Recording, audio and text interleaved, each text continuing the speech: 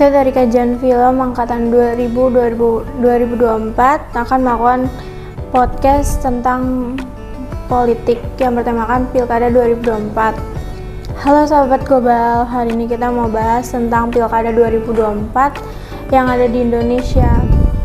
Dan sekarang kita udah bersama narasumber kita yaitu Kak Lutfi. Ya, betul. Apakah Kak Lutfi sudah bersedia memulai podcast hari ini? Tentu, siap banget dong. Oke, kita mulai aja ya. Aku dengar-dengar tahun 2024 ini akan membuat Pilkada 2024 dengan serentak. Maksudnya serentak tuh kayak gimana sih Kak Lutfi? Jadi Pilkada serentak itu adalah proses melaksanakan pemilihan umumnya itu di seluruh daerah Indonesia.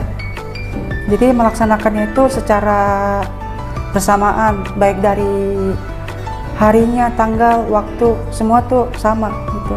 Mulai dari Sabang sampai Merauke semuanya melakukan aktivitas yang sama. Kenapa sih serentak? Kan kita udah beda dari waktu, terus tempatnya juga kan kita beda-beda kan, apalagi tuh timur kan. Kita kan udah beda 2-3 jam. Kenapa gitu harus dari Sabang sampai Merauke itu harus sama tuh, kenapa?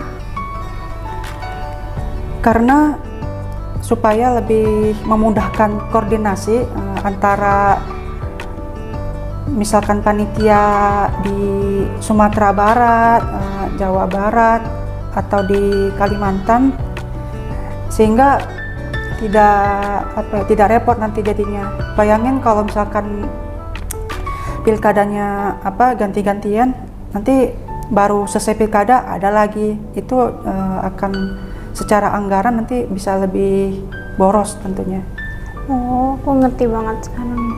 Tapi menurut Kak Lutfi nih ya, atau ini apa sih, dengar-dengar aja, sampai jabatannya berapa tahun sih? Sebenarnya jabatannya sama kayak presiden dan wakil presiden, ya sama-sama 5 tahun gitu. Emang penting banget ya kita harus ngikutin Pilkada 2024? Oh iya, tentu banget penting. Kenapa? Karena kalau dengan kita mengikuti pilkada, itu menentukan masa depan kita selanjutnya gitu. Itu juga menentukan kehidupan masyarakat gitu. Jadi satu suara saja sangat berarti gitu. Walaupun dari banyak jutaan orang itu sangat berarti ya. Jadi usahakan jangan istilahnya jangan golput atau golongan putih. Oh, berarti kita nggak boleh asal pilih dong. Terus gimana sih caranya biar kita tuh nggak salah pilih, terus calonnya ini visi misinya tuh benar-benar bikin negara maju tuh gimana? Ya, cara memilih pemimpin yang baik yang pertama ya tentu aja harus menentukan sosok pemimpin yang jujur, amanah, dan selalu bertanggung jawab gitu. Itu yang paling penting, jujur. Karena zaman sekarang jujur itu udah langka banget. Udah yang kalau yang bohong itu udah hampir banyak ya gitu. Meskipun ada yang jujur tapi kalah sama yang berbohong, gitu aja. Iya, soalnya kan aku pernah tuh dengar ya dari daerah-daerah gitu. Mereka tuh dibayar sama calon-calonnya ini buat kayak dikasih duit langsung harus milih. Yuk milih gue aja nih. Itu sebenarnya boleh gak sih kayak gitu? Oh, itu sangat-sangat tidak boleh tentunya. Ya kenapa? Ya karena itu sama aja memilih suara palsu, bukan atas keinginan hati si pemilih itu sendiri. Jadi dia itu memilih karena terpengaruh oleh uang gitu.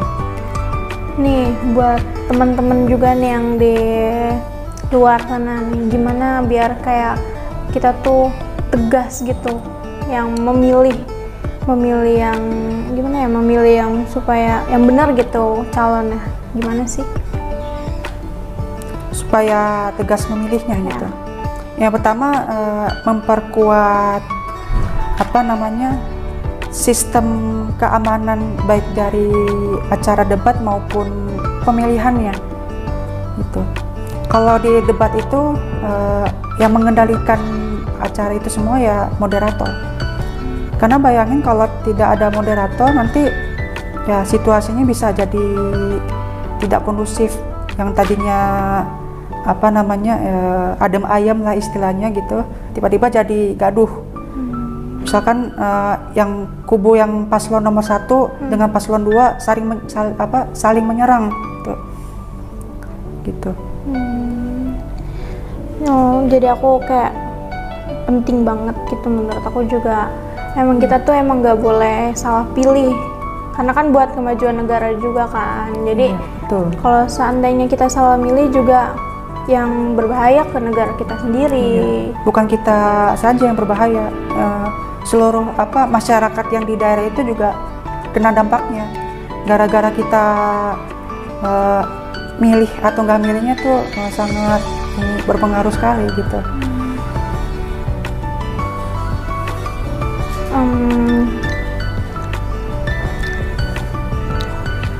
Terus kan aku juga kayak ngeliat tuh di TV kan kayak banyak banget yang kena masalah gitu gara-gara pilkada. Terus kayak mereka tuh selalu menyalahkan orang yang nggak bersalah. Menurut Kak Lutfi sendiri, yang mereka tuh harus gimana tuh yang kayak yang merasa merasa bersalahnya tuh gimana sih? Merasa paling benar sendiri. Iya, gimana gitu menurutnya? Jadi ya namanya pemilihan umum tuh ya cuman sekali doang lah dalam 5 tahun sekali gitu. Jadi ya meskipun kita sudah memilih ya udah jangan membuat keributan lagi. Kalau misalkan ada yang tidak sesuai visi misi ya sudah kita terima saja. Misalkan paslon 1 ditetapkan sebagai gubernur Jakarta misalkan gitu. Ya kita harus terima, suka tidak suka kita terima. Karena itu ya namanya negara demokrasi gitu. Kan rakyat yang memilih, bukan pemerintah yang memilih gitu istilahnya. Iya, aku soalnya jadi takut gitu kan.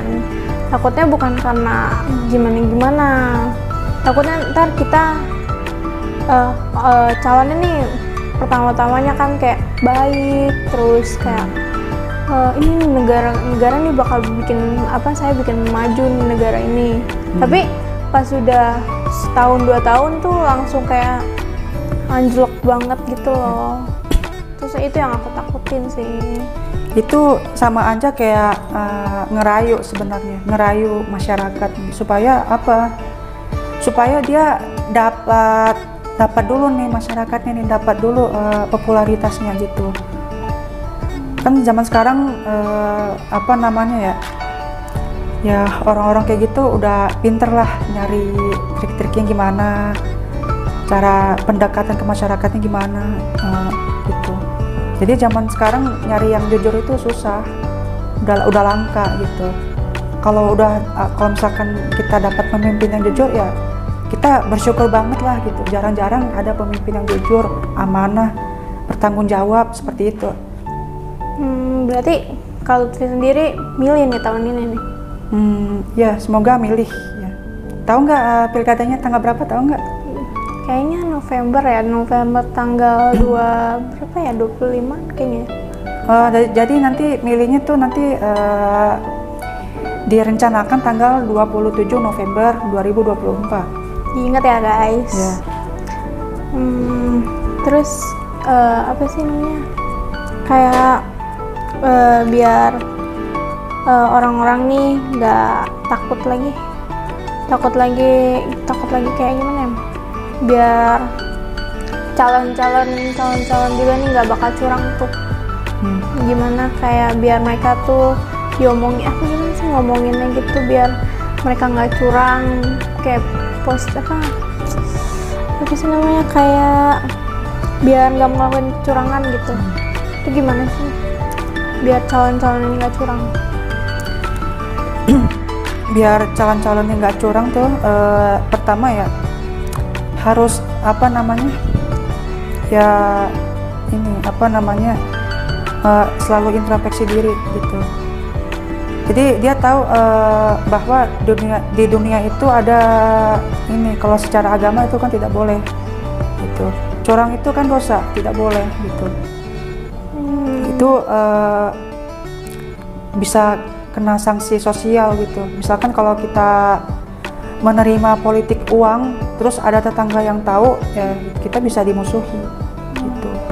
Jadi itu jangan sekali-sekali lah gitu kita apa namanya, maksudnya jangan sampai kita terlengah gitu memilih pemimpin yang curang. Jadi jangan dilihat dari penampilan wajahnya yang manis, yang senyumnya manis. Semua orang juga bisa senyum manis, tapi hatinya kita nggak tahu nih, isi hatinya itu dia tulus, berkhianat atau bagaimana, kita kan nggak tahu. Makanya untuk mencari pemimpin yang jujur ya supaya nggak curang, yang pertama baca dari buku apa namanya, bisa dari buku biografi para beliau gitu. Terus mungkin selama menjabat mungkin dari RT, RW atau kelurahan tuh dia bagaimana, track recordnya lah istilahnya, jejak digitalnya itu bagaimana. Karena sekarang jejak digital itu udah ada di mana-mana gitu. Udah saking mengerikannya tuh sampai hal-hal yang kecil aja masyarakat memvideokan begini sikap para pemimpin gitu. Gitu aja. Iya. Itu aja sih dari narasumber kita. Bukan hanya sekedar mencoblos, kita juga harus memilih siapa yang pantas jadi kepala daerah sehingga bisa bikin negara kita makin maju. Kami dari Prodi Kajian Film ingin pamit, undur diri, sampai jumpa. Sampai jumpa. Ya. Sampai jumpa. Jangan lupa like, subscribe, and comment. See you. See you.